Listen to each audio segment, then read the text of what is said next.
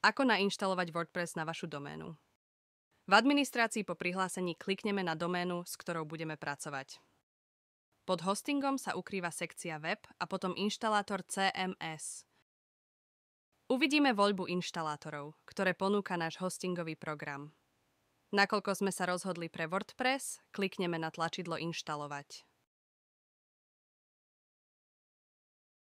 Inštalátor od nás vyžaduje vyplnenie základných údajov administrátora a cieľovú cestu inštalácie.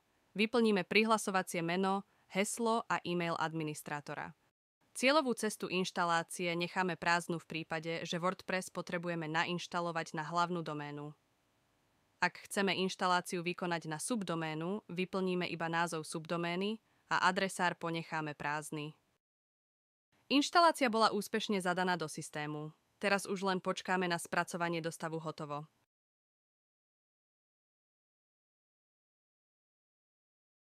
Po úspešnej inštalácii sa môžeme prihlásiť do nášho nového WordPressu prekliknutím sa cez sekciu Administrácia.